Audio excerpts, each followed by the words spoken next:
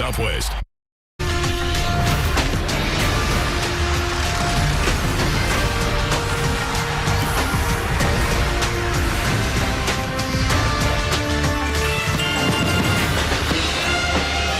Well, 10 days without a game, that's an eternity in college basketball. That's also how long it's been since Marquette played its last game. Back to the hardwood after finals week. The Grambling State Tigers are in town for a tilt inside Fiserv Forum. That man right there, Marcus Howard, up to his same old antics, second in the nation in points per game. What else is new? He's leading the Big East as well, by the way. Happy to have you with us. Spoiler alert, this game's got Stephen Bardo on the call. We're happy to be with you.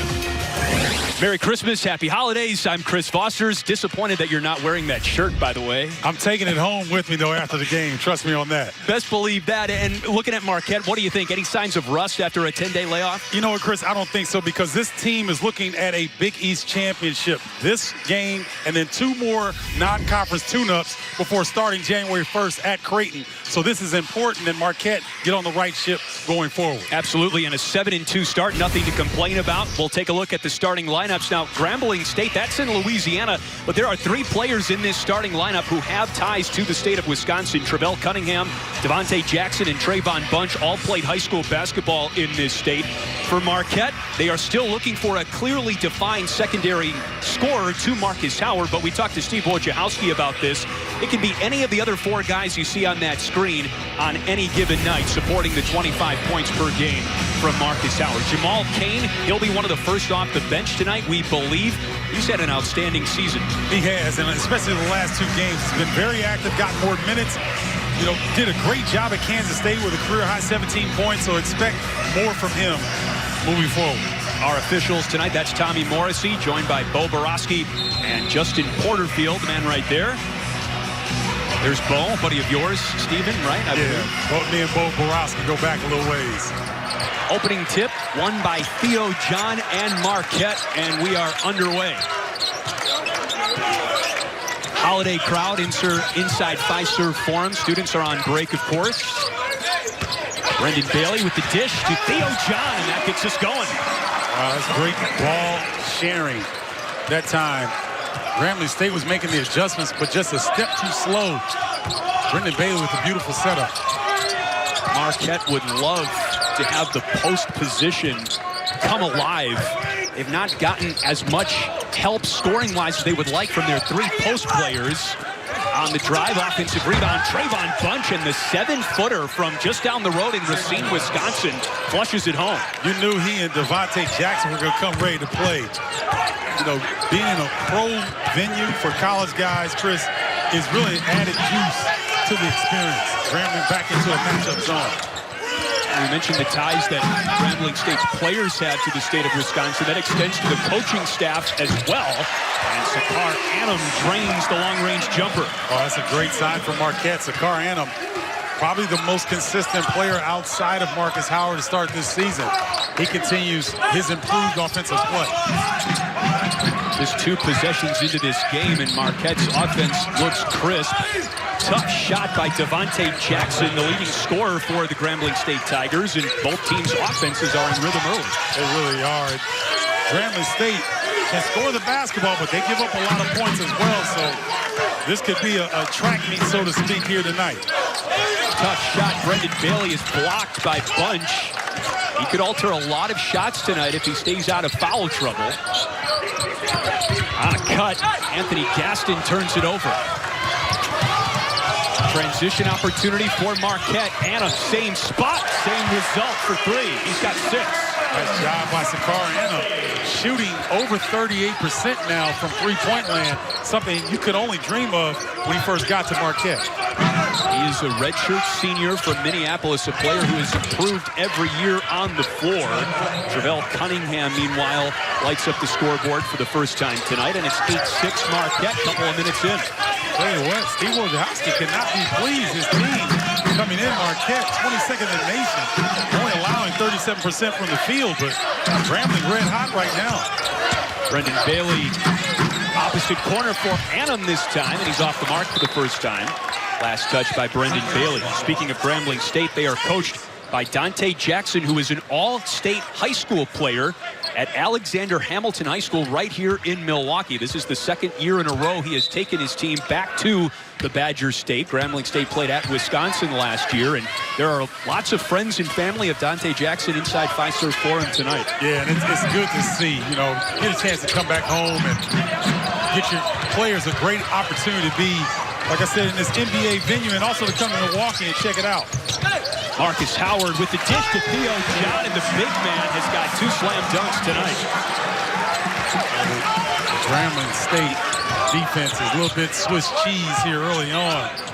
Marquette getting pretty much anything they want on the offensive end. Oh, Stephen, I'd be interested to look at how many times Marquette has gotten to the 10-point mark in a game without any scoring from Marcus Howard. I think that's a good thing. I agree. And it's that balance or lack thereof that has really kind of kept Marquette from reaching their potential last couple seasons. Travell Cunningham in and out, and almost in again. Marcus Howard the rebound. Kobe McEwen changed its mind as well. Well, McEwen is last 6 games really struggling. Yeah. South of 20% from the field. He's got to get to the rim a few more times. Cunningham floater. Tough bounce. Bailey has it after a tip.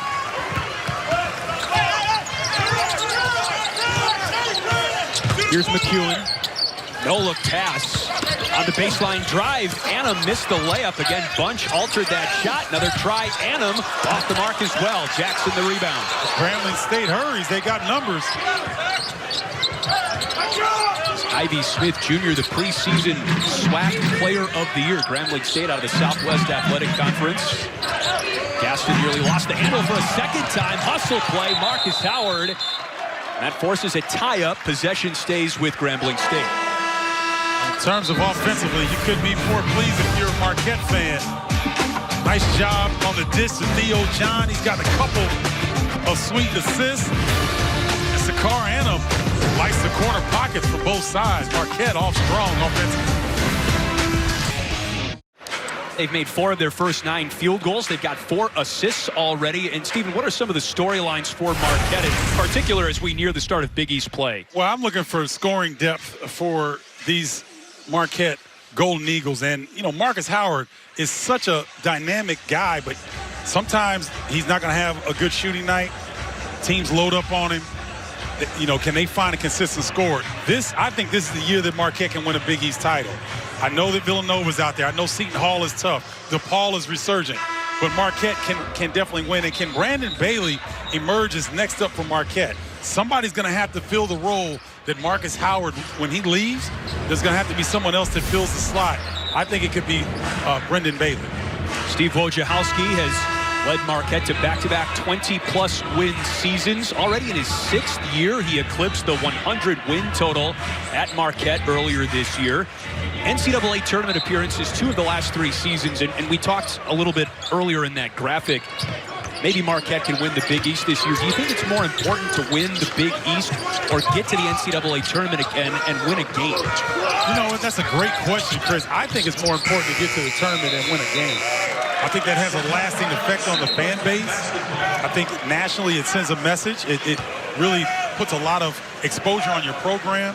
And for the way that Steve Wojciechowski is building up Marquette with the depth of players that he has right now, I think that a Big East championship would be great, but a win in the NCAA tournament would be a little bit better.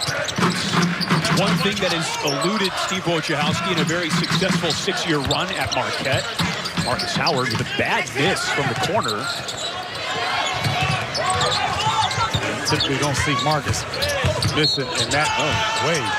There's an and-one bucket by Ivy Smith Jr., averaging 11.6 points per game, the senior from Tacoma. You know, Ivy Smith Jr. is quick as a hiccup. Tell you what, Jace Johnson found out. Thought he was in good position. Smith went to that 5th gear, created the contact, and 1 opportunity. So 3 points now for Ivy Smith Jr. out of Rainier Beach High School. That's a really good high school in Tacoma. Guys like Jamal Crawford, Nate Robinson have come out of that program. That's right. And serious ballers in that area. Serious ballers. Well, we got to the first timeout of the game without any fouls, and now we have one apiece on back-to-back possessions. You know, against Marquette, you have to give up something. You can't stop everything. You know, Marcus Howard draws so much attention. But when Jamal Cain, Kobe McEwen, Elliott are playing well, you got to try to pick your poison, and it's not easy. That's an offensive foul on Kobe McEwen. His first personal and the second team foul on Marquette. Kobe's all inside of his head right now. He's a very talented player, but when you lose your confidence, and a lot of times, there's no knock on this era of players, Chris, but a lot of times this era, if players aren't scoring the ball well, it affects every other aspect of their game. And when guys like Sakar Annam have played for a while, they understand that you can still rebound and play good defense, even though you're not scoring the rock. We need more players like Stephen Bardo, folks. Big Ten Defensive Player of the Year. Whether your shot was going or not, you took pride on the defensive end of the floor. Yeah, I did, but I had 4 of the NBA players I was playing with, so that made my job a lot easier. Howard covered up. Beautiful dish to Annam, who is Marquette's leading scorer so far. He's got 8 points. And I'm telling you what, that's going to help Marcus Howard at the next level. Everyone knows he can shoot and score the basketball, but when he can pass in traffic like that, that's a great skill set to pick up.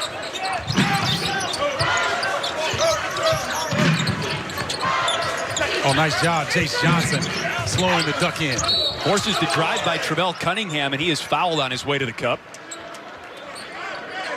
Well, Marcus Howard's going to get a lot of these opportunities. See, he draws 3 defenders because he's such a great scorer. Sakar Annam with a nice cut. Nice 2-man basketball. Look at this. He gets into the teeth of the defense. All 5 defenders are looking at Marcus Howard, allowing Annam the easy bucket.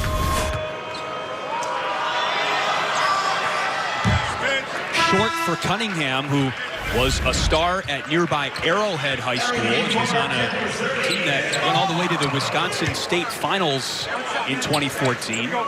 Chase Johnson, meanwhile, takes a seat for Marquette after 2 quick personal fouls. And Ed Morrow, the Nebraska transfer, is on the floor at that post position for Marquette. Right now, let's see how Marquette handles this little pressure. This is the second time Grambling State has gone to 3/4 court pressure. Howard thought about the pull-up. In the corner, that's Jamal Cain off the bench, an air ball. And it's caught on the weak side by Terrion Randolph, the junior for Grambling State. It's tipped out of bounds and comes back to Marquette. Well, Cunningham tried to lay down a nice pass over there to Edwards, but a little bit hot. You got to make it a little bit softer in that situation so your teammate can gather himself at the rim. Amir Torrance on the floor now for the first time as Steve Wojciechowski gets his second unit on the floor. Jamal Cain, number 23. Greg Elliott, number 5, who's not on the floor right now, have had good seasons for Marquette this year. And it might be a little overdue, but you knew it was going to happen sooner or later. Marcus Howard is on the scoreboard now. It seems like a simple thing, but there's not a lot of players that can stop, pump fake, and still have enough strength and gather themselves to go up and make a 3. There's one of the sharpshooters for Grambling State, Cameron Kristen. Richard, sophomore from Allen, Texas, off the mark on his first try of the night. Offensive rebound, however, Grambling State, something that Marquette, Steve Wojciechowski know they need to work on, limiting those second chance opportunities. They get bailed out by a Grambling State travel. Watch Marcus Howard here. He knows there's a defender coming, so the up fake lets him slide through, gets the puppy set. Marcus Howard doing an excellent job here of letting the game come to him. He hasn't forced the action. He had a bad miss in his first attempt, but now he's kind of settled down. Does it look a little different to you? I think you got his haircut. Yeah, he got a smooth cut for the game. A little trim look, aerodynamic. That shot is drilled by Kelton Edwards. Community college transfer out of Marshalltown in Iowa. So here's the thing. I think Marquette first came ready to play tonight, but so did Grambling. And this team picked 3rd preseason in their conference. These guys, I often tell guys, they're on scholarship as well. Howard is fouled in the act of a 3-point shot. And that's on Cameron Kristen, his second. Marcus Howard is so good. He pushed Kristen. on the release to make it look like he got bumped. There was no foul here. Watch his hands come out after the release. He goes down and you know, we're following the fly of the ball, but you can't tell. That's a savvy move by Marcus Howard. And he coaxes that one through. He's an 85% free throw shooter. First game of the season against Loyola Maryland, he became Marquette's all-time leading scorer. He passed great Jarrell McNeil. Here's a look at that foul again. Watch how subtle this is. Now look, he pushes him and falls back. So the official thinks that there's contact on the release. But Howard initiated contact with the push. That's a subtle move that scores use to get going. 6 points now for Howard, Chandler, Arizona.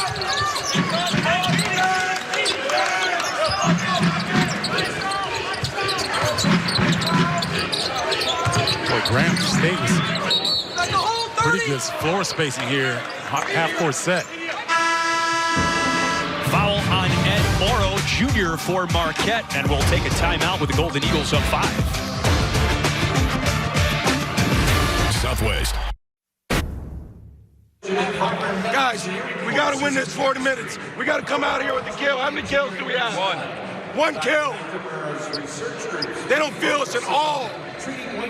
They don't feel us at all. And on the offensive end, they are in zone. Wide, cross, hit and cut. Hit and cut. Don't just pass it around the perimeter. You can drive them. You can hit the middle of the zone. And cuts against the zone are good. They're going to ball watch, cut. You can have back cuts to finishes. Penetrate, kick. So when you listen to Wojciechowski, what he's saying, a kill is 3 consecutive defensive stops. They've only done that one time here in the first half. Grambling shooting just shy of 50%, so that's not up to Steve Wojciechowski's standards. Would you track consecutive defensive stops like that at Illinois? No, that wasn't so much of a big deal, and it was a lot tougher than Chris because we had 17 first and second round draft picks in the NBA in my junior and senior year alone. So there's a bunch of pros we played. It's a little bit, college basketball is a little bit different now. So it was a lot tougher to get 3 consecutive stops on future pros. Ed Morrow picks up his second foul, and that puts Devontae Jackson at the free throw line. I've heard some teams call them turkeys instead of kills. They 3 straight defensive stops like that. Yeah, I mean, it's just, you know, the terminology. I'm sure John Beilein, when he was at Michigan, had a different terminology for it, but it means the same thing. Sure. 3 consecutive stops can develop momentum in a game. And that's what coaches are really looking for. Interesting start to this game for Marquette. Again, this is by several metrics a top 50 defense in the nation. Its offense has been more inconsistent this year as Howard misses the runner. And yet the opposite has been the case in this game. Marquette's defense is what struggled so far, and their offense has looked pretty good. Well, you mentioned something, Chris. You asked me something in the open about the layup. And it appears that Marquette is a little rusty. You know, they're just a step slow, and Grambling is taking it right to him. Ivy Smith Jr. couldn't put it home, but it is tapped back in by Terrion Randolph, who's the 3rd big man on the depth chart for Grambling State, but a huge addition to the program. In the words of his coach, Dante Jackson, you can see why there. I like what Grambling's doing. You know, they are keeping Marquette a little bit off balance. They'll go to man-to-man zone. Right there you see Randolph with a nice follow-up. Good things happen when you go to the rim. Kick ball, and we have a sideline inbounds now, courtesy of Sakar Anum. The Marquette coaching staff is not going to like this. Marquette being out-rebounded 10-4 at this juncture. Howard again off the mark. He gathers his own miss. Bailey open on the wing. Count it. That's a great sign for Brendan Bailey. Since his 27-point outburst against Maryland, he's really struggled. That ought to help his confidence right there. They played just 7 minutes in Marquette's last game against Kansas State, which was an impressive win on the road for Marquette, but Bailey was not a factor, and Marcus Howard with the sneaky hands. Nearly lost it, and then he throws it out of bounds right into the arms of Darius Henyard. on the bench for Grambling State. A nice job by Marcus Howard going to get the offensive rebound, and the best time to shoot a three-point shot after an offensive rebound when the defenses are scrambling. Now, this is an interesting stat. Marquette is good from long range this year, shooting over 41%. Their two-point shooting percentage is actually quite low, right around 43%. So a much better three-point shooting team. McEwen could not deliver. John saves it, but it's scooped up by Grambling State. This is Kelton Edwards on Bailey. Randolph tried another tip in, and it was still on the cylinder. That's an infraction. Can't do that in the college game. All the 50-50 balls, all the taps at the rim. Grambling has the advantage right now. They are the aggressor. Take a look. Ooh, I think grabbing the rim. Yeah. But I didn't think that ball was in the cylinder. I agree. Tommy Morrissey knew something we didn't. 8 turnovers for Grambling State so far. Marquette has cashed in off those turnovers. And there's a foul underneath on Devontae Jackson of Grambling State. His first. So you talked about earlier the lack of consistent offensive production in the post. But Theo John is such a high percentage shooter. He does so well in doing his work early that he needs to get the ball more. Elliott after the pump, the kick, Bailey again, in and out. And the rebound batted out of bounds, and it's coming back to Grambling State, last touched by Theo John. It was a good shot attempt that time by Bailey. That was a good look. He had a clean look, just didn't drop for him. He had hit from almost an identical spot before. You live with that if you're Marquette. Oh, nice job by Kobe McEwen. Better job. Ooh. Take cover. That's Bunch with a vicious slam dunk. And he put a bunch of leather in the teeth of Theo John. A traveling violation. Marquette perhaps a little bit shook on the other end after this monstrous slam. Hey, Trayvon Bunch said, we can play in Racine, Wisconsin as well. Big fella hammering it home. Beautiful read by Ivy Smith. On the ice coverage on the screen action. Big fella rolls to the hole. That's nice execution by Grambling. At Racine, Wisconsin, the home of Karan Butler, so there's a great basketball tradition in that city about 25 minutes south of Milwaukee. Some tough customers come from that area too, buddy. I played against some Racine, Wisconsin guys.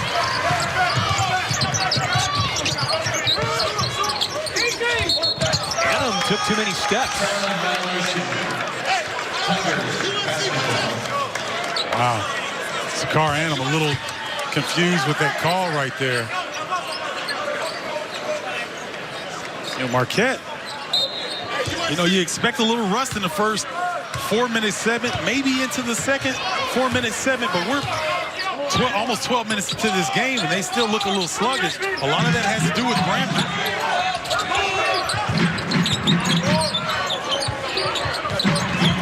Jackson, Grambling State's leading scorer. Here's Gaston.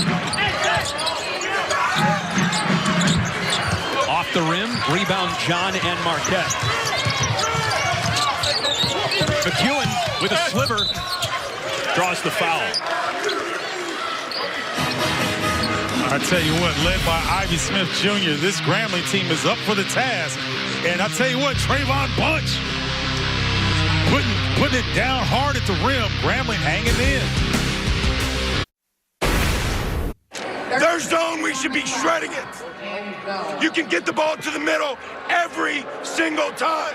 And when you get it to the middle, just like on the last time, look high-low, Theo's going to have a mismatch. Throw it into him, score. If you drive it and they converge, be ready to kick. Shot fake game, drive it again, kick it again. Well, you can tell by Woj's voice that he's a little animated and he wants to get that man the basketball. Theo John feels like he has an advantage on the interior. His teammates aren't necessarily finding him as often as he would like. And thus, the coach's anger, because we heard some conversation before that clip that we couldn't share with our viewing audience. that kind of let his team know that he wasn't pleased with their effort. Well, we might not be able to do the inside the huddle feature in the second half because Coach Wojciechowski might not have a voice at that point. No, you know what? That big old glass of ice water over there will soothe those vocal cords. He'll be okay. He tells us he tries to have a gallon down the pipe by lunchtime. So he's good about his hydration. Yes, it has to be. And, you know, that affects everything, including his voice. With a hand in his face, that shot is off the front of the rim by Kelton Edwards. Rebound down to Greg Elliott. Product out of Detroit. Feeds his childhood friend on the way, Jamal Cain, but there was a collision down low. That's a foul against Elliott. I go back to junior sports, learn how to play when you're growing up. Every player that has the ball in the middle of the floor in a fast break situation, you jump stop at the free throw line. It baffles me how many times you see in college basketball, guys will dribble in the middle of the floor, come in full speed, and they don't stop and they run over a defender. It's one of the easiest things to do now in the game. Magnet at the free throw line or something like that. Yeah, I mean, it's amazing to me. Here's Bunch who had the monster slam dunk. He got by John, who closed well, and then it was tapped back in by Randolph, who has been excellent on second chance tip-ins so far. See, this is the difference in a typical SWAC team. Grambling has the size of a power conference team up front. They may not have the depth, but their starters have the size to compete. And that's the biggest difference I'm seeing right now. Howard gets turned over. Here's Ivy Smith with a 3-on-2. Gaston lays it home. Nice job by Grambling, turning turnovers into easy buckets. Grambling State has never made an NCAA tournament. They went to the postseason last year under Dante Jackson for the second time, rather the first time in 30 years. Talking to Coach Jackson, it's all about winning conference games this year for Grambling State. This is a tune-up for that, and Grambling is looking like it can win the SWAC if they play like this. 15-footer off the mark by Smith. And Marcus Howard's got to get aggressive, look for his shot. It's as simple as that. Offense is bogged down. They're not getting the ball into Theo John. Or you could do that. He's had the hot hand. That's his third triple of the ballgame. He's got 11 points. The game has slowed down so much for Sakar. He has made as much improvement as any Big East player in their career. I mean, he is a bona fide scorer. He's always been a great defender. He's a good rebounder at his size. Not much he can't provide his team. There's a steal nearly, but he couldn't keep it in balance. And you see the frustration for Adam as he's helped up by his assistant coach, Stan Johnson. You know, Stephen, in some ways, Shakar Adam is a throwback player because here he is as a redshirt senior. He hasn't left early. He hasn't transferred, and he's improved every season in college. He really has. And it's fun to see because for young viewers watching the game tonight, that's a great move, but didn't finish. Young viewers, the majority of people that are coming into college basketball are going to have to stay 4 years. It's okay to stay 4 years. College is fun. Howard fouled for the second time tonight on a three-point attempt, and he goes to the line. Wow, Cameron Kristen. That's a tough break. That's the second time he's fouled Marcus Howard on the jump shot. 3 free throws for the Golden Eagles. Marcus Howard at the line. And I suppose in a sense you can understand why, given Howard's pedigree, but he'll be on the bench for a while now with 3 fouls. Well, and he's a little rusty, is Cameron Kristen, because his first game back was their last game. That was his first game of the season. So he's a little bit rusty. You come in, the nation's second leading scorer, and I'm sure, you know, they were going over the scouting report, and Marcus Howard was the main focus. You know, Kristen is going to be one that's going to be locking in on Howard. Howard goes 2 for 3 on that sequence from the foul line. He has 8 points. Marquette builds the lead back to 5. 5 minutes to play in the first half. An impressive effort by Grambling State on the road. They have not beaten Marquette in program history either. First meeting between these two programs program since 2015. That meeting was at the old Bradley Center. Prince Moss off the bench. Long rebound in the corner, tracked down by Marcus Howard. It's a good juncture for for Marquette right now. If they can score and extend this lead, they put a little bit more pressure on Grambling. Good ball movement by Marquette, and it leads to a Jamal Cain three-pointer. Timeout, Grambling State, as Marquette, thanks to an 8-0 run, now enjoys its largest lead of the night. Marquette got off to a bit of a slow start, but now they're cooking. Yeah, Symir Torrance doing the great thing of swinging the rock when he doesn't have a shot. To learn more. Happened so far between Marquette and Grambling State.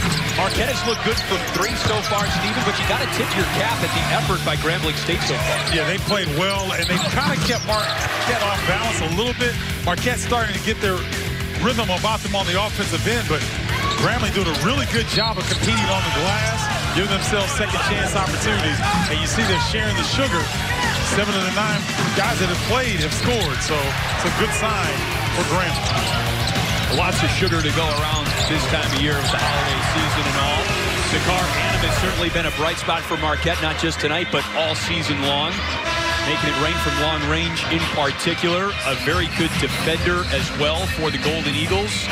He's out of De La Salle High School in Minneapolis, and he's already reached double figures now for the 4th game in a row. Second time in his career he's done that. Yeah, there's something about having seniors. They get senioritis, and they get a sense of urgency that you don't see from other players that are not of that classification. That's why it's good to get old in college basketball, even though popular sentiment goes against that. Yeah, it's not in vogue right now, but it certainly has its benefits. Here's Travell Cunningham, who throws it right to Steve Wojciechowski. Those turnovers starting to really pile up. That's 9 now for Grambling. Let's see if Marquette can take advantage.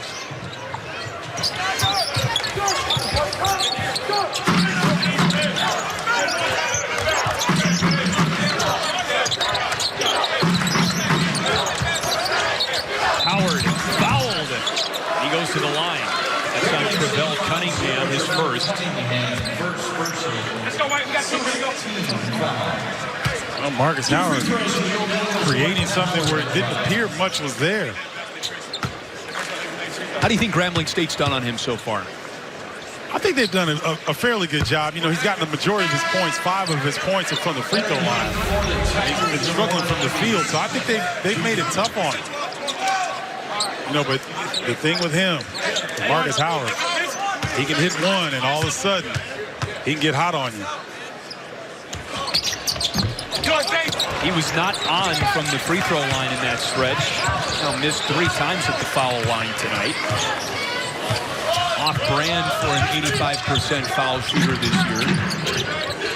Jackson for Grambling State working on Jace Johnson, and the reverse changes its mind. But Grambling's had 4 layups that have just not dropped for them. They've been at the rim, just did not find the bottom of the net, but they have remained aggressive. Jace Johnson with a pretty move. Nice job by Johnson. There was help side defender. He split the 2 defenders, was able to finish. Sometimes you have to be selfish in those situations. And he swallows up Ivy Smith Jr. Jamal Cain leads the break. He can fly, and he lays it in. That's a great job. He had a defender coming behind him, kept his balance, kept the dribble, got all the way to the rim. The last 3 minutes have been all Marquette, a 12-0 scoring run.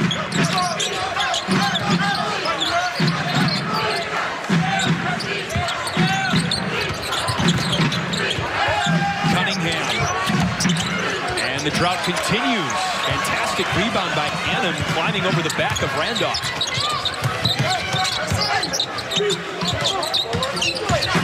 It's Howard, blocked by Jackson. Grambling State has missed 6 shots in a row. Prince Moss had all day, and then he walked. Looked like Moss had second thoughts. You see Cain, and he had Ivy Smith And Cunningham coming behind him. Excellent job and concentration at the rim. 10 turnovers now for Grambling State. Jamal Cain has had a resurgent junior season for Marquette, coming off his best 2-game stretch as a Golden Eagle. 25 points and 21 rebounds in his last 2 games. Kobe McEwen onto the floor for Marquette as Marcus Howard takes a breather. When you look at Marquette, they literally have 10 guys they can throw at you at any time. So they have some of the best depth in the Big East. That's why I think this could be their year that they get a Big East championship. But I'm sure Butler and DePaul, Villanova, and Seton Hall will have something to say about it. Torrance, the freshman, missed the 3-point try. And a foul, or rather a travel called on Ivy Smith Jr. That's the thing about this game. Grambling looked good about 3 minutes ago, but boy, things have become unraveled for them. I think back to something that we heard when we listened to Steve Wojciechowski's huddle, and he said that Marquette should be shredding Grambling State's zone. Are they doing a better job of that? They are, and you can see now they're getting clean looks. They're mixing it up nicely. They're not settling for just threes. They're also getting into the paint. Beautiful pass up to Randolph, and he lays it home. Well, this Ivy Smith Jr., I tell you what, he's a junior to no one except in his family, because this young man knows how to play. He can score. He set his teammates up beautifully here in the first half. Jason Johnson inside, fouled. Tigers foul, 21. I mean, this was a major league pass on the move. One hand through the traffic. Hits his teammate in stride for the easy deuce. That's a great look, great vision. Finding Edwards at the rim. That's like a Cassius Winston pass, thinking about other of the premier college point guards this year. I'll tell you what, Paul Reed threw something like that, but it was from 70 feet. On the move at 6'9", hit Darius Hall in stride for a layup in their last game. So Big East, plenty of guys with multiple skill sets. You mentioned Marquette as one of the deeper teams in the Big East this year. I think you have to put DePaul on that list as well. I would agree. They are deep. They are deep. Even without Devin Gage right now, they go 9 deep at you and come at you hard. A brick by Ivy Smith. McEwen in trouble. Outlets to Cain. Howard gets it going. Great job of getting out of double team and advancing the basketball, finding Marcus Howard before the defense can adjust. 12 assists for Marquette tonight, a 1-to-1 ratio between assists and made field goals. They are spreading the ball around, spreading the sugar. There you go. Stephen Bardo likes to say. The sugar and the eggnog. Not spiked, of course. Of course not. Yeah. With 2 to shoot, Cunningham off kilter. It drew iron, and he puts it back in. What an individual effort. That time by Travell Cunningham. He's got 5 tonight. McEwen fouled, and it drops home. With 1 second left in the half, no less. Kobe McEwen has been struggling, as we mentioned. Looks like he gets an early Christmas gift. I don't even know how he was able to see that after getting hammered. But the basketball instincts allow him to put it up on the glass.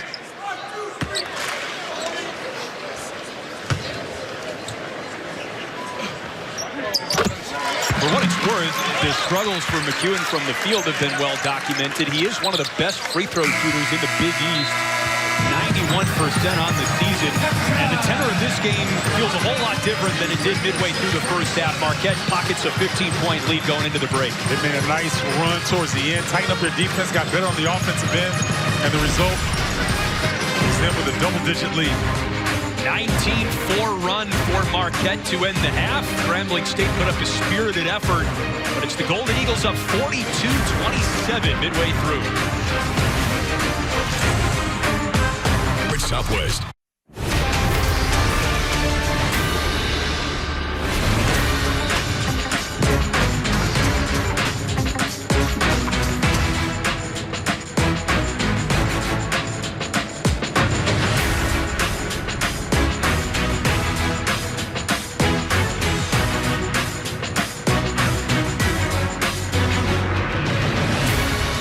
Some great images from the first half. Marquette battled Grambling early in particular and then rode a 19-4 run into halftime to go up 42-27. We talk about Marcus Howard every night. Kobe McEwen has had some good moments in the first half as well, but Sakar Annam has really given Marquette a spark. Yeah, 4 of 6 from the field, 3 of 3 from three-point land, doing an efficient job. And for Grambling State, some of their team leaders don't have a score in double figures yet, but they've gotten balanced scoring. 7 players have put the ball in the hoop tonight for Grambling State. Brendan Bailey inside, and that one rolls through off the left hand. That's exactly what Marquette wanted to do in the first half when they were struggling a little bit. Get the ball to Theo John. He makes great decisions for big. He's not selfish. What's interesting, because he got 2 looks really early in that first half for 4 quick points and then didn't do much offensively the rest of the half. And that's a bucket and a foul for Grambling State. Kelton Edwards put it in, and Marcus Howard is whistled for the foul. It's like Marcus Howard's momentum carried him in. Yep, that's exactly what happened to Kelton Edwards. And marked it as a 2. Yeah, I saw that as well. And 1 no-go. Scoreboard in the arena has got 30 points for Grambling State. Marcus Howard couldn't care less. He's got 14. That is demoralizing if you're Grambling. You have a missed free throw and you give up an open 3, not getting back defensively. Nice heads-up work by Marquette.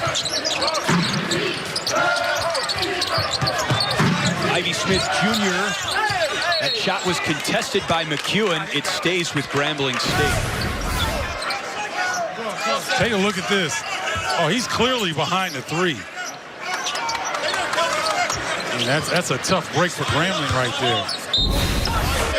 I believe Tommy Morrissey, he made the 2-point reference on the shot, but it was clearly a 3-point look. Oh, remember Grambling State had 27 points at half. So I think they scored it as a 3. Howard in rhythm has already drilled 2 3-pointers in the second half. Give him 17.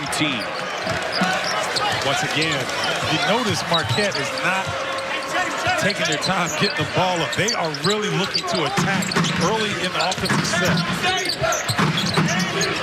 2-point try that time, no doubt about it, by Edwards. And then a foul on Bunch. The battle for the rebound. Bunch is 3rd. Watch how open Marcus Howard is. There's not another player within distance in terms of bothering his shot. The pace and the quickness of which Marquette has opened up their offense in the second half is impressive. You would call that a practice 3, right? Yeah, I mean, he's so open he caught a cold. Inlet pass to Theo John was nearly taken away by Kelton Edwards. I mean, this is what Marquette can do too. 5 minutes in the first half, this was a game. They can hit you with spurts so quickly based on this young man right here. Look out, Marcus Howard, 20 points for the senior. Yeah, he got a tongue lashing back in the halftime break, I can tell. These guys are a lot more focused than they were to start the game. It's been the Marcus Howard show to start the second half.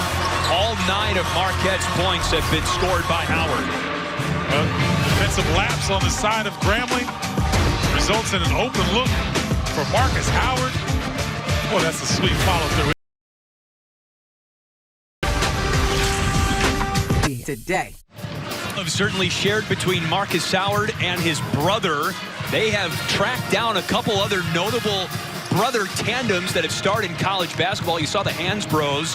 Marcus and Jordan Howard now have scored a collective 4,700 points over their college careers, and they are 36 points away from tying the tandem of Stephen and Seth Curry, currently the all-time leading scorers among brother tandems.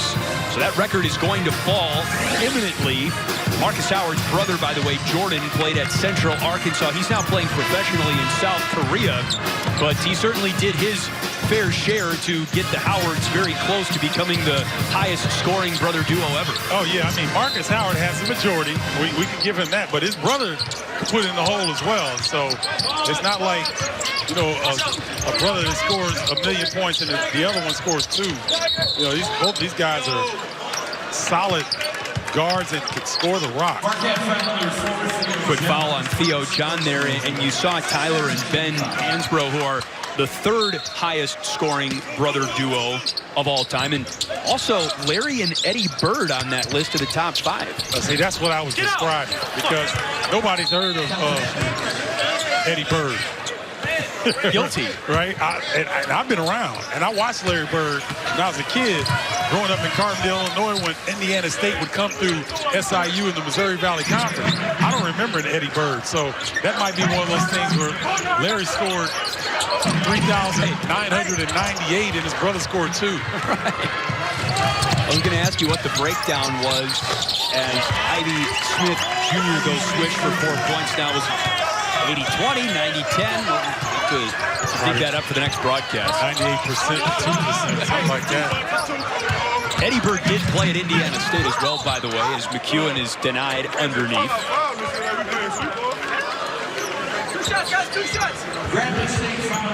Well, when you're looking at Grambling right now, the game has gotten a little bit away from them. But you got to remember something. These SWAC and MEAC teams, they have to play on the road. They have to, they have to fund their programs, so they have these pay games. And Dante Jackson understands that, so they have to be as much psychiatrist as they do head coach, because you've got to get your guys off the mat for getting these losses that take place before conference play. But preseason 3rd in the SWAC, it's going to be interesting to see if they can continue to build on good habits here, even though they're down double digits. They were 10-8 in the SWAC last year. Again, you have to win that conference tournament to qualify for the NCAA tournament. Grambling State did qualify for the collegeinsiders.com postseason tournament. Steps in the right direction for Dante Jackson down in Louisiana. Tough shot, Ivy Smith Jr., and it bottoms out. Well, Ivy Smith got that 2-point shot to go. Now he's got the off-the-bounce 3. Look for him to be aggressive every time he touches it. He's got 8 points tonight. Marcus Howard tipped out of bounds by Terrion Randolph. A little shot clock duress over the 6'8". Brendan Bailey, doesn't matter. Ivy Smith just needs a crease to get that 3 off. Shooting just 29% from long range this year, well below his career average. McEwen tied up and a foul. No, a jump ball. Ravel Cunningham with the hustle wins the possession for Grambling State. Kobe McEwen looked at his hand like he'd had something happen to it in front of the officials. These guys, I love this game because the mannerisms and the emotional displays, interesting. And a quick offensive foul gives the ball right back to Marquette.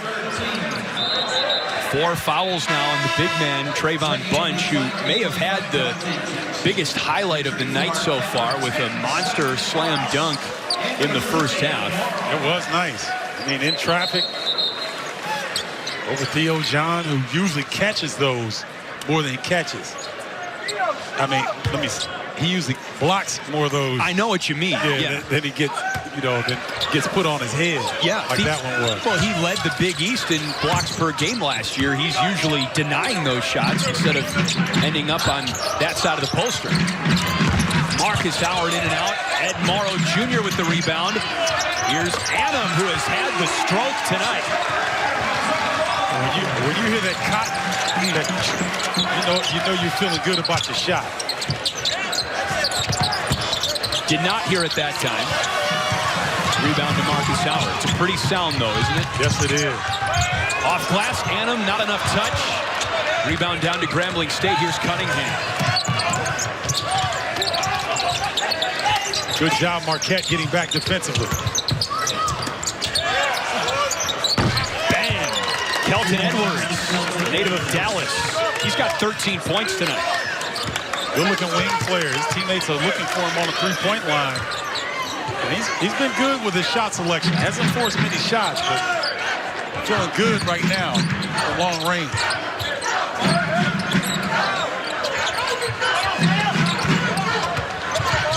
Howard, with just the slimmest of openings to get that shot away, draws the foul.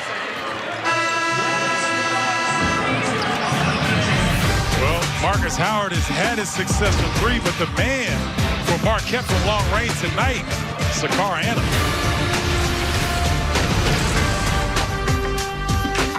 Fox Sports Southwest. Five-serve form where Marcus Howard starting to heat up here in the second half. Nice job. That was first half where he let the defender fly by. Got a quick look, then another quick three from the corner. And then he was wide open on this one. Total defensive breakdown. And a nice quick hitter off the inbounds pass.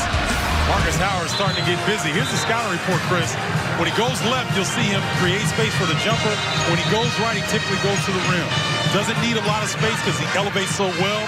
Can score in the paint with an assortment of floaters and runners. And the thing is, it's difficult for him to score when you have bigger, more athletic opponents.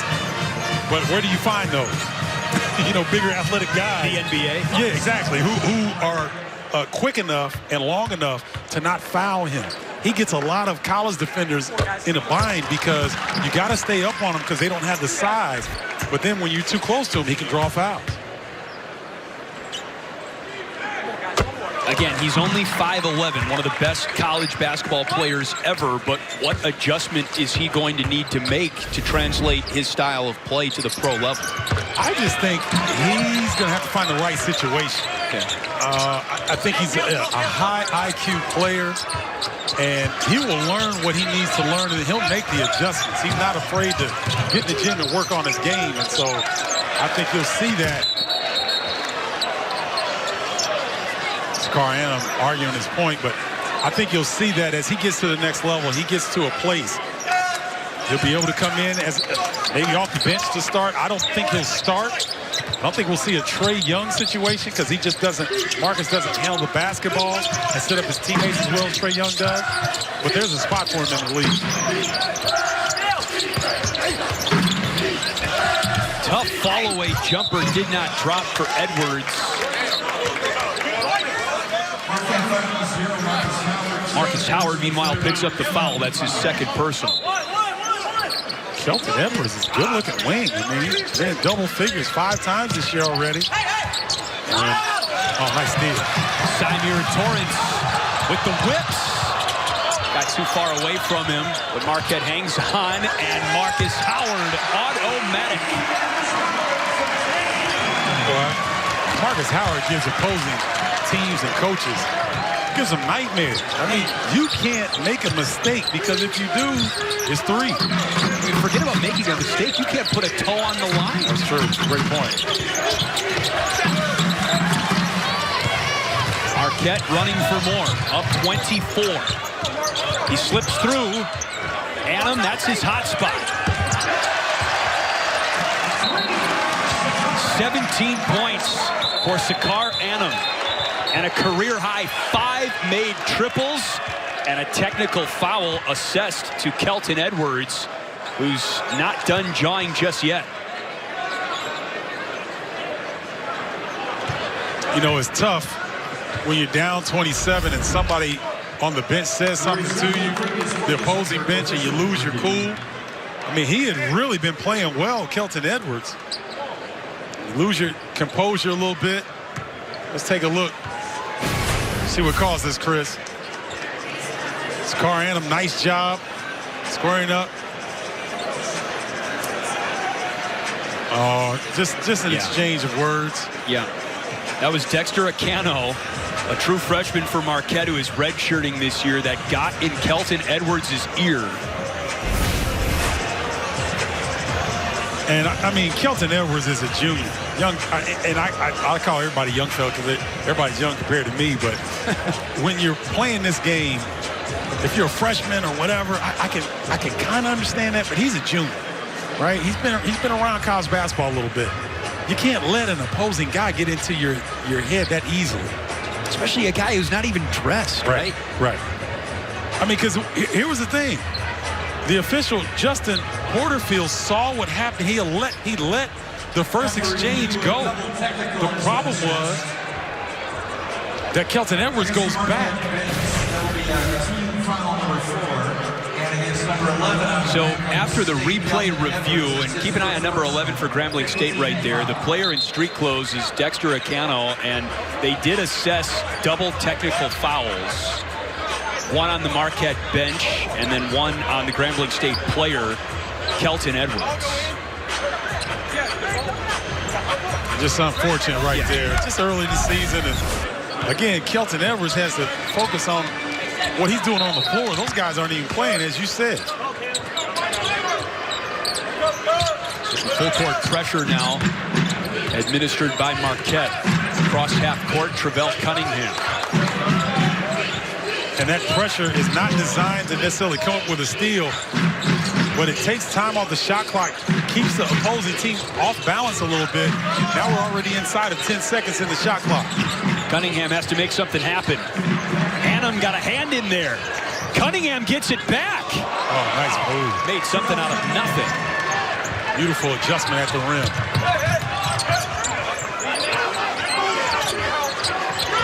Well, Ed Moore wants this basketball. Likes the matchup with Devontae Jackson. Annam. And it comes back to Grambling State. Well, this is sometimes better to be lucky. Right there. Cunningham was struggling in that possession, but got the right bounce and made something happen. Majoring in English. I like that. I like that, Chris. And one for Terrion Randolph. Randolph being aggressive that time. Saw just a little bit of an opening. Hurt a whole lot in terms of him offensively, but nice job. Eyes on the rim, even though there's contact. Nice finish. Randolph's had a good night for Grambling State, in particular near the rim. Marcus Howard takes a seat, enjoying a 26-point night. Here we go. And these are important minutes on both sides. This, regardless of the score, we're still somewhat early in the season. Still trying to right certain things, trying to get those habits down on both sides. Oh, wow, that's 4 fouls already, I believe, on Kristen. You're right. Cameron Kristen battling for the rebound off the missed free throw. Picks up his 4th foul. He's the second Grambling State Tiger with 4 fouls now. Joining Trayvon Bunch, the big man.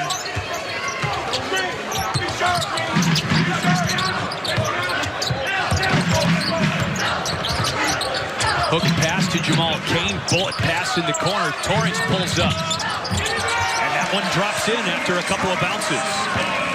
Samir, I like what he did. He wasn't comfortable shooting that 3, but he got into a space where he was comfortable and knocked it down. There's nothing wrong with the short mid-range game. Edwards with the take and the layup. 15 points. He's going to be a nice talent in SWAT. Not going to be many guys his size and that athletic on the wing position in that conference.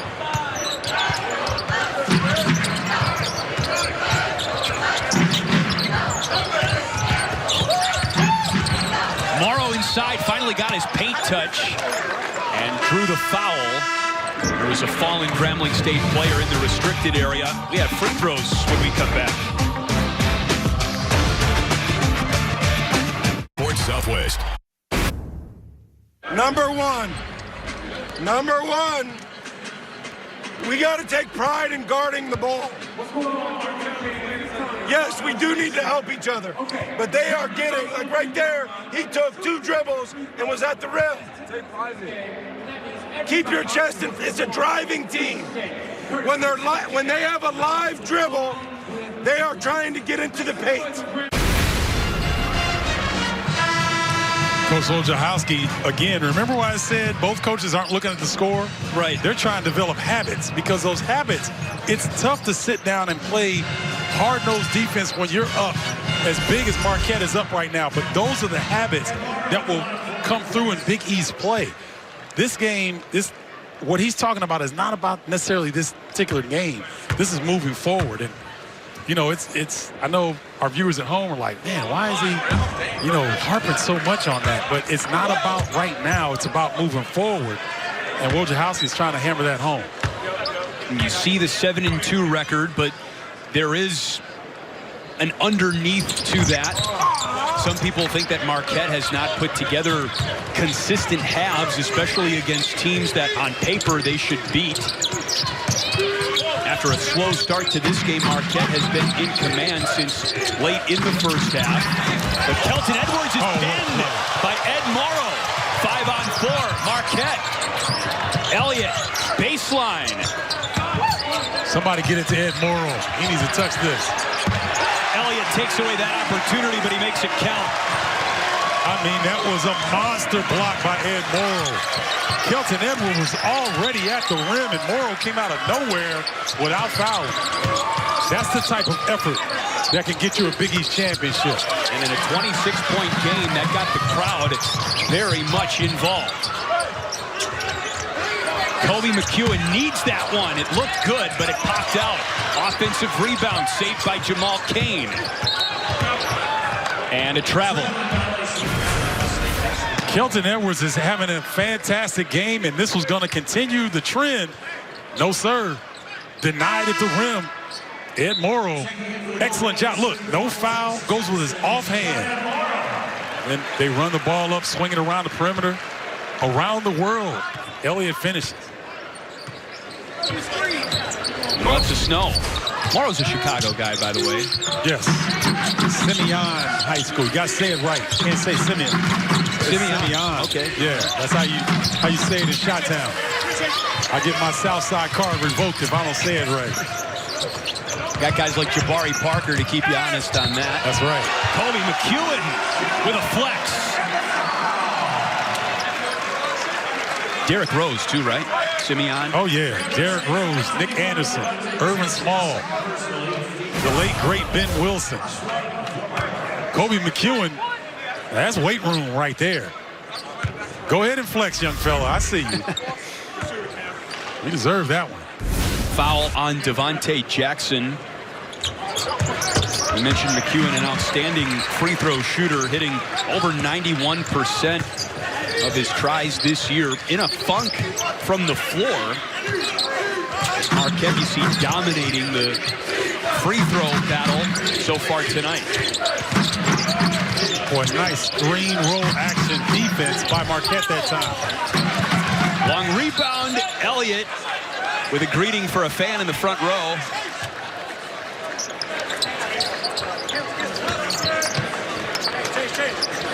Good hustle. You notice since that timeout, since Coach Wojciechowski got after them about their defense has picked up. Kobe almost got a deflection on that pass right there. A whistle off ball. And it's a foul on Marquette's center, Jace Johnson. That's his third. So Marquette can go to Theo John, Jace Johnson, or Ed Morrow in the paint. I believe there's no other Big East team outside of Seton Hall that has that kind of size and depth on the interior. Big East feels like a deep and physical conference this year. Yes, it does. And here's the thing. Butler was preseason 8, and DePaul was preseason last. And those two teams have the best record in the Big East so far this season. How about Butler? Not only are they 10-1, but they're 4th in the net rankings. I mean, they've knocked off some big-name programs. Great programs. And when you think about what Butler has been able to accomplish, let's go back and look at some of their wins. You're talking about Minnesota, Wofford, which is a very good team, Missouri, Stanford, Mississippi, Florida, and they had a chance to win at the end at Baylor, a very good Baylor team. So this Butler team, the DePaul team, Villanova, I mean, the Big East is going to be the Big East like it always is. Mm-hmm. Very, very competitive. And what do you think about UConn coming back next year? I love it. I think they were a natural fit. For them to be playing, I got nothing against the AAC, but to see them go to Wichita State or Houston, it doesn't feel right. They're coming back home. That's a great thing. Nearly an impossible fall-away shot that time, but Devontae Jackson puts it home. The senior from Milwaukee won a state championship at Brown Deer High School. I forgot to ask him before the game, how's that weather in Grambling compared to Milwaukee? Oh. It's got to be night and day. Oh, man. Food's got to be pretty good down in Grambling, Louisiana as well.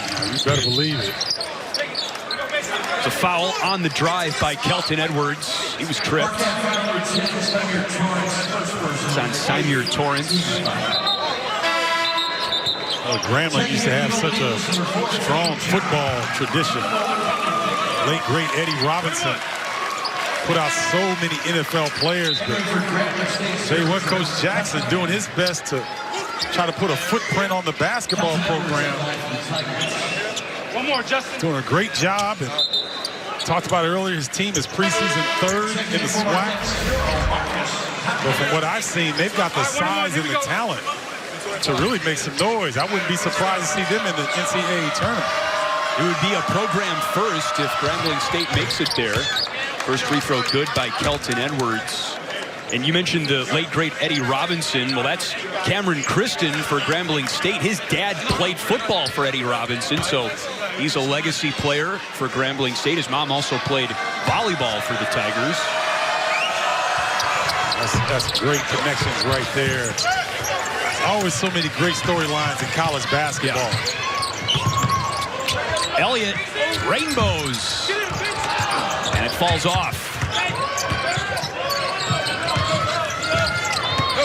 Terrell Cunningham got it tied up behind his back. And it was last touched by Marquette.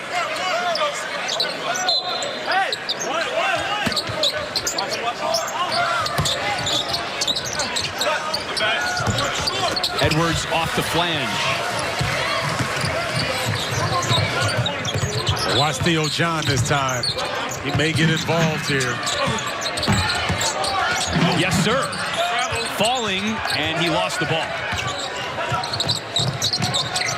Theo's a nice guy, because if I was that big and I shot that well from the field goal, from the field, yeah, I'd be all over my teammates. Man, get me to the rock. Well, you see that wrap on his wrist as Greg Elliott lays it home. It has slowed him down a little bit this year. His field goal percentage coming into this game, 16 percentage points lower than it was last year. But his teammates are getting the job done for him tonight. Running the floor extremely well, and Greg Elliott having a resurgence after an injury-riddled offseason. Fox Sports Go. Area outside Fiserv Forum. It's a haunted house atmosphere in the fall. It's much nicer now this time of year. It turns into a Christmas market inside Fiserv Forum. Feelings are warm, happy, and bright for Marquette, but maybe not for Louisville, Stephen. They're the #1 team. They went down to Texas Tech. Kansas is the new #1. I wouldn't want to be a #1 team right now with how volatile the rankings have been. I agree with you, Chris, and I don't think there is a #1 team. There has to be a #1 ranked team, but there's not a clear-cut best team in college basketball now. There's a lot of very good teams. Yeah. And you see Wofford in the mix beating North Carolina. That North Carolina team is struggling. Cole Anthony going to be out 4 to 6 weeks with an injury. And so, there's a lot of turnover this year in college basketball. It's going to be fascinating to see what happens down the stretch. Outside Stephen Bardo, Chris Foster is with you. That was Cameron Kristen who hit that last three-pointer for Grambling State. Marcus Howard off the side of the backboard down to Grambling State. I've heard more people this year say get rid of rankings through the non-conference portion of the schedule. That's tipped in. The only question is, does it count? Yes, plus a foul for Devontae Jackson. But I don't know. What do you think of that? You think there's a point in having rankings at this point in the season? I do, Chris, because college basketball struggles for attention at this time of year. With college football, the NFL take precedent. You need to have something that the fans can debate about, rally about, and it's fun. I mean, think about it. Think how few of players and teams in college basketball are ever ranked #1. I mean, I had the benefit of being #1 for a week, and then we went to the Barn and Williams Arena, and they smacked us around pretty good. So it's an honor to be the #1 team, whether you're ranked at the beginning of the year or at the end of the year. I just think it's great for the sport and for, you know, the notoriety and the exposure of the game. I tell you what, they'll still smack you around in the Barn if you're not careful. Just ask Ohio State. That's true. Ohio State went in there as probably the #2 defensive efficiency team in the nation. And Minnesota, I believe, put up 82 points on them. I mean, outstanding effort. That's how the Big East and Big Ten will be out throughout the year.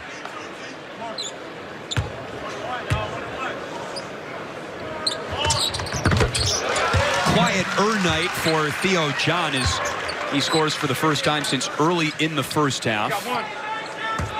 I'm digging his shoes and Marcus Howard's shoes. I guess it's good to be Brand Jordan, boy. I mean, they get, every time I come and do a game here, man, they got new gear. Like MJ, if you listen, man, send something to Chi-Town. I'll rock some Marquette gear. Swagger. That's right. You know, Chris, I don't turn anything down but my collars, partner. If it's free, it's for me. Nothing beats that $3.99 price tag. That's right.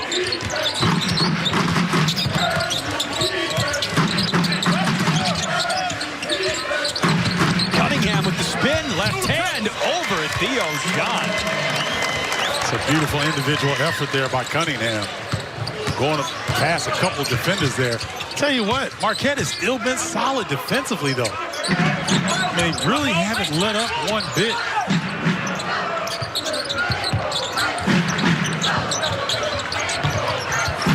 They've certainly been urged along by their coach, Steve Wojciechowski, as John is blocked from behind, and that is foul number 5 on Cameron Kristen.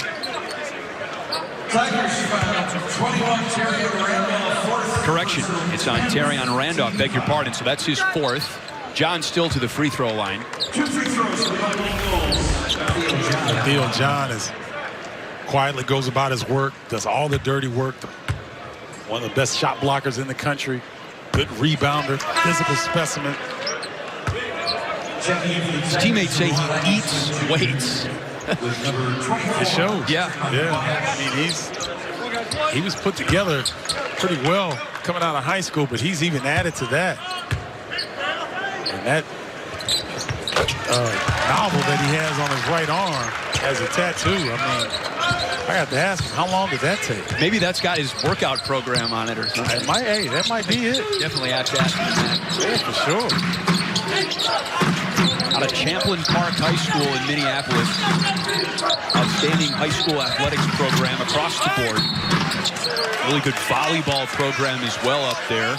As Devontae Jackson is fouled for Grambling State. That's number 3 on Marcus Howard. Chris, you talk about that Minneapolis area. What a rich, fertile basketball area. I mean, they put out players every single year. When you look at these places like Atlanta, Minneapolis, Seattle, there's a plethora of players coming from these not major markets like Chicago, New York, and LA where it used to be. But now some of these other areas really starting to put out players left and right. I totally agree. I think that the Twin Cities is one of the most slept on high school sporting pipelines in the country. You know, it's basketball, it's volleyball. Obviously, it's hockey up there in Minnesota. And the football's not bad either. Just ask PJ Fleck. And what a great city. 4 hours drive roughly from here. Minneapolis, for those that haven't been. I mean, I know most of our viewers in the Wisconsin region have been there, but those that haven't, stay away from February, but any other time, beautiful city. Well, even in February, our producer Chris Withers would call Minnesota God's country. Foul that time on Theo John, his 2nd personal. Trayvon Bunch back on the floor, number 24 for Grambling State, playing with 4 fouls.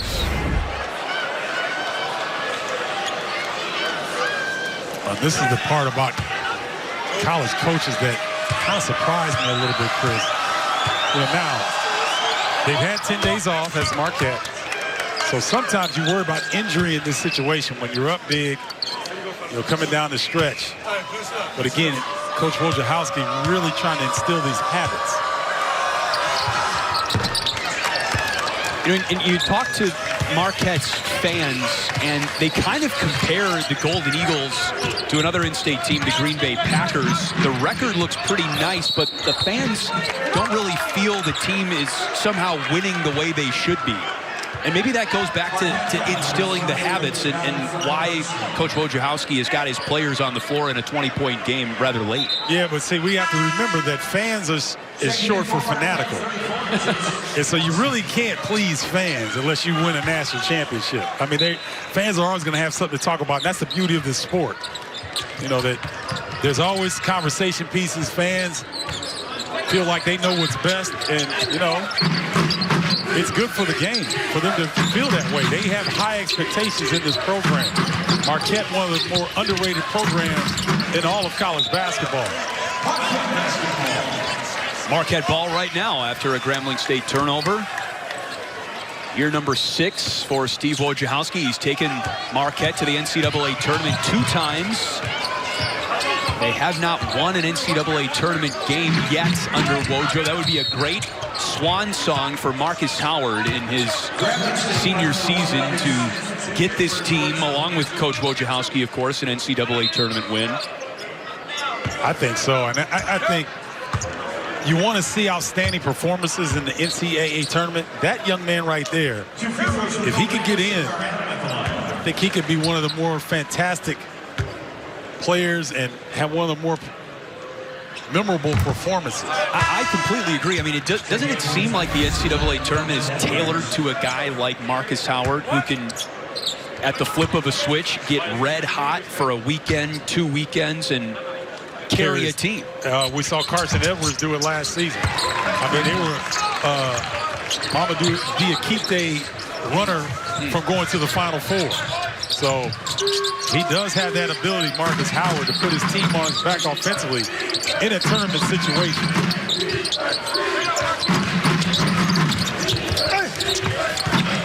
Howard with the rebound. Navigates around Edwards, feeds Brendan Bailey. And a blocking foul called underneath. Bailey earns a couple of free throws. Nice job of running the floor. Brendan Bailey. Howard doing his best job to stop at the free throw line and make the pass. Avoid running over an opponent. And that is foul number 5 on Cameron Kristen, number 12, as he exits stage left. I'm checking out Marcus Howard's dude. We talked about it earlier. It's a little cleaner looking. Kind of surprised, you know. I thought he might be Samson-like, you know, get his strength from his hair. But we were wondering that in the first half, and then he came out, scored the first 9 points of the second half, and we put that theory to rest. That's exactly right. Scar Annam getting a nice hand. He's really become one of the more consistent players, and not the most consistent, really, for Marquette. We talked to Marcus Howard about his new do after shoot-around today, and said, look, it's just easier to maintain, easier to take care of. You know, I don't blame him. He's got bigger things to worry about right now than his hairdo, at least for the second semester. And see, that's a sign that he's getting older. I'm telling you. Because usually these guys, man, they want their hair to look a certain way. They want to be expressive. And I think he may have passed that phase right now. He just wants to be effective. Ivy Smith Jr. turned away, but that's a goaltend. 2 points for Grambling State to make the lead 19. Not that time for Ed Morrow Jr. They hear you. If you're just joining us, welcome aboard. Better late than never. Stevens Marquette worked out some kinks in the first half after a 10-day layoff because of final exams, but they've gotten going in particular because of their three-point shooting. Yeah, Grambling has spent most of the evening playing a zone defense, and it took a while for Marquette to figure it out, but once they did, they were really getting high percentage looks from 3. That's the high percentage, and Scar Annam Marcus Howard has been spectacular, especially to start the second half, to really increase the lead over the Tigers.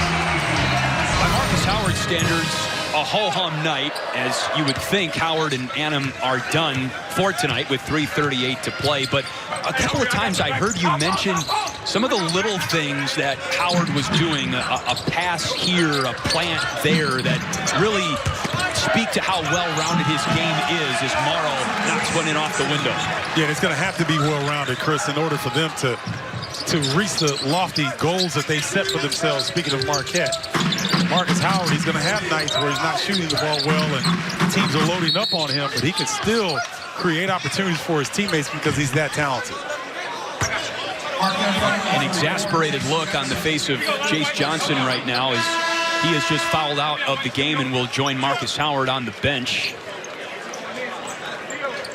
Well, it's one of those nights for the big fella where you get some early fouls and they seem to be contagious. And luckily for Marquette, it doesn't matter in the grand scheme of things, but it's frustrating as a player. You want to go in and help your team. Get limited by foul trouble. And for Johnson in particular, he sprained his knee pretty bad the night before, the practice before the preseason opener, and that really just pressed the reset button on his season, and he still is working his way back. Still got that big brace on his knee, still looks like he might be moving a little stiff. So nights like this are frustrating when you just want to be healthy. They are frustrating, and I like Johnson, and I like the way that he does not back down from physicality. Morrow or Theo John either. I mean, he's a big physical guy that love to compete. Jamal Cain saved it underneath for Marquette, and then it was spiked out of bounds by Travell Cunningham.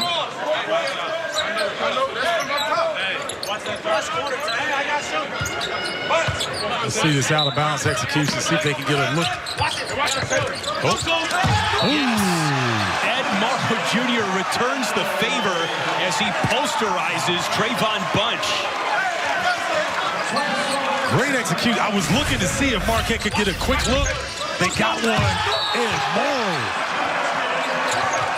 exercised the demons, young fella, at the rim. Nice job. And that's foul number 5 on Bunch, and you do feel maybe a little bad for Bunch there. He got kind of hung out to dry based on there was no help side defense, I guess, and he was just caught. There was nothing he could do but get dunked on, basically. Yep. And if you play college basketball long enough and you're aggressive defensively, that's going to happen to you. You're going to get dunked on. And that's an offensive foul, a charge drawn by Marquette. Greg Elliott lays out for it. And that's foul number 3 on Cunningham. Well, once again, Marquette doing the things defensively that Coach Wojciechowski wants to see, regardless of the score. Greg Elliott comes up a little gimpy. Lower back, I guess the way he landed was awkward, but good job of giving up his body. Player, as you mentioned, Stephen, battled injuries in his career as Cain turns it over and then commits the foul.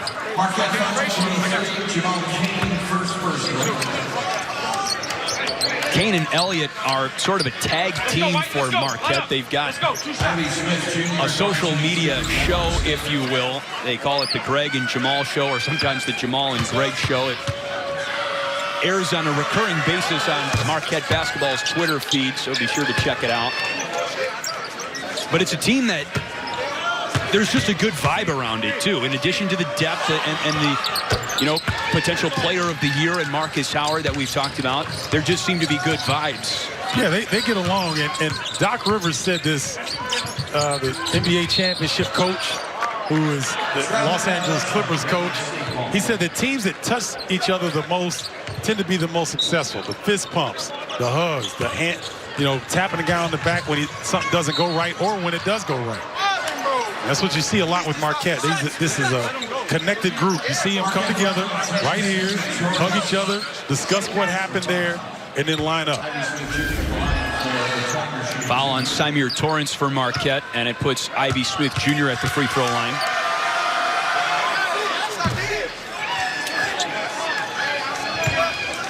Coach Wojciechowski talking to Tommy Morrissey about something down there that he didn't like. Always coaching. Yes.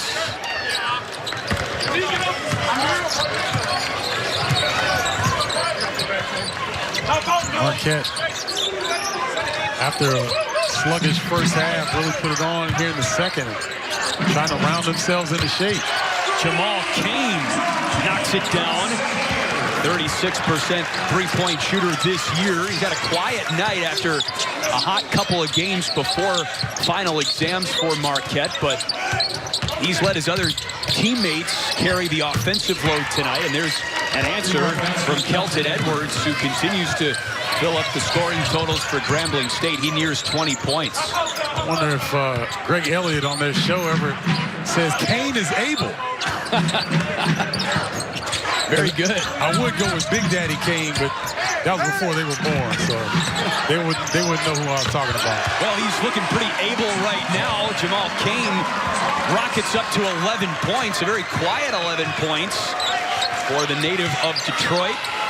And that marks the third game in a row now that he's in double-figure scoring, so his emergence could come at a better time. Well, right now he's exchanging three-point shots with Kelton Edwards, who now is over 20 points tonight. Give him 22. Kelton Edwards was fantastic outside of that technical foul. He's pretty much done everything right here. Whoa. Bank not opened.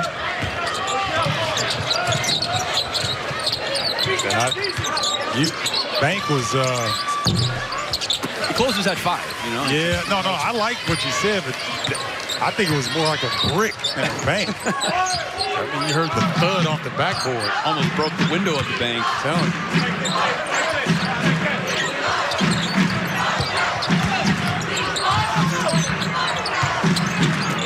Inside Morrow to John. And that puts an exclamation point on the night for Marquette. Great response by Marquette from a challenge from Grambling early. Coach Wojciechowski had to get after his bunch a little bit, and they responded. Did Marquette take a step tonight? I think they did.